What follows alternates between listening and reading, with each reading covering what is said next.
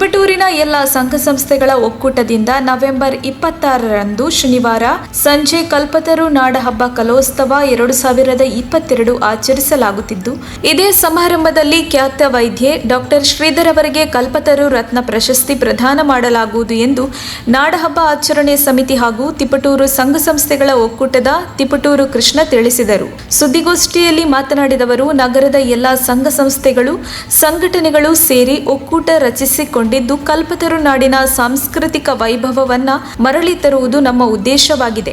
ಪ್ರತಿ ವರ್ಷ ಸಾಧಕರನ್ನು ಗುರುತಿಸಿ ರಾಜ್ಯ ಮಟ್ಟದ ಕಲ್ಪತರು ರತ್ನ ಬಿರುದು ಹಾಗೂ ಪ್ರಶಸ್ತಿ ನೀಡಿ ಗೌರವಿಸುವ ಜೊತೆಗೆ ಒಂದು ವಾರ ನಿರಂತರವಾಗಿ ಕಲಾ ಕಾರ್ಯಕ್ರಮವನ್ನು ಆಯೋಜಿಸಲಾಗುವುದು. ಕಲ್ಪತರು ರತ್ನ ಪ್ರಶಸ್ತಿಯ ಜೊತೆಗೆ 25,000 ನಗದು, ಚಿನ್ನಲೇಪಿತ 100 ಗ್ರಾಂ ಬೆಳ್ಳಿಯ ಪದಕ ಕಾಣಿಕೆ ನೀಡಲಾಗುವುದು. ಈ ಕಾರ್ಯಕ್ರಮದ ಸಾನ್ನಿಧ್ಯವನ್ನ ಕೆರೆಗೋಡಿ ರಂಗಾಪುರ ಸುಕ್ಷೇತ್ರದ ಕುರುಪರದೇಶಿ ಮಹಾಸ್ವಾಮೀಜಿಗಳು, ಡಾಕ್ಟರ್ ಅಭಿನವ ಮಲ್ಲಿಕಾರ್ಜುನ ಸ್ವಾಮೀಜಿಗಳು, ಶಿಕ್ಷಣ ಸಚಿವ BC ನಾಗೇಶ್, ಮಾಜಿ ಶಾಸಕ ಷಡಕ್ಷರಿ, ಕನ್ನಡ ಸಾಹಿತ್ಯ ಪರಿಷತ್ ಅಧ್ಯಕ್ಷ ಬಸವರಾಜ್, ಪ್ರಭಾ ವಿಶ್ವನಾಥ್, ತಿಪಟೂರು ಕೃಷ್ಣ, ಅನೇಕ ಸಂಘಟನೆಯ ಕಾರ್ಯಕರ್ತರು ಭಾಗವಹಿಸಲಿರುವರು. ವರದಿ ಆನಂದ್, ತಿಪಟೂರು.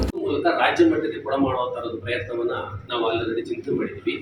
ರಾಜ್ಯ ಮಟ್ಟದಲ್ಲಿ ಸಾಧನೆ ಮಾಡ್ತಿರುವಂಥವ್ರು, ಕನಿಷ್ಠ 40-30 ವರ್ಷ ಸಾಧನೆ ಮಾಡುವಂಥ ಬಹಳ ಹಿರಿಯ ವ್ಯಕ್ತಿಗಳಿಗೆ ತಿಪಟೂರು ಕರೆಸಿ, ಹೇಗೆ ಕರ್ನಾಟಕ ರತ್ನ ಪ್ರಶಸ್ತಿ ಅಥವಾ ಭಾರತ ರತ್ನ ಪ್ರಶಸ್ತಿ ಇದೆಯೋ ಅದೇ ರೀತಿ ಕಲ್ಪತರು ರತ್ನ ಪ್ರಶಸ್ತಿಗೂ ಸಹ ಆ ಥರದ ಪ್ರತಿಷ್ಠಿತನ ಮತ್ತು ಆ ಥರದ ಮೌಲ್ಯನ ಕೊಡಬೇಕು ಅಂತೇಳಿ ನಾವು ತೀರ್ಮಾನ ಮಾಡಿದ್ದೀವಿ. ಅದು ಪ್ರತಿ ವರ್ಷನೂ ಕೊಡ್ತೀವಿ.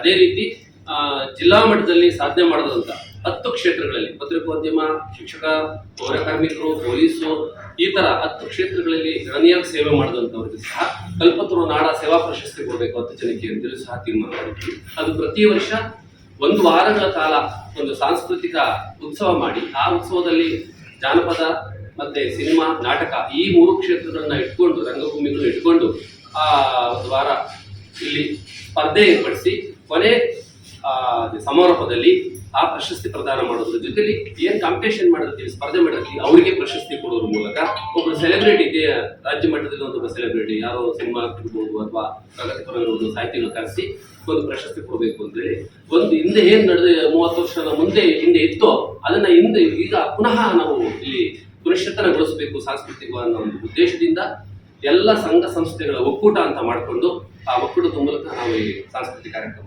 ಮಾಡಕೊಟ್ಟಿದ್ದೀವಿ. ಇದು ಪ್ರಥಮ, ಇದು ಮೊದಲ ಮಾಡಿದ್ದೀವಿ. ಹಾಗಾಗಿ ನಾವು ನಿಮ್ಮಲ್ಲಿ ರಿಕ್ವೆಸ್ಟ್ ಮಾಡ್ಕೊಳ್ಳೋದೇನೆಂದ್ರೆ, ಇದು ನಿಮ್ಮೆಲ್ಲರ ಒಂದು ಕರ್ತವ್ಯ.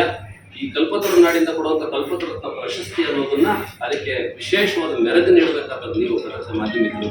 ಹಾಗಾಗಿ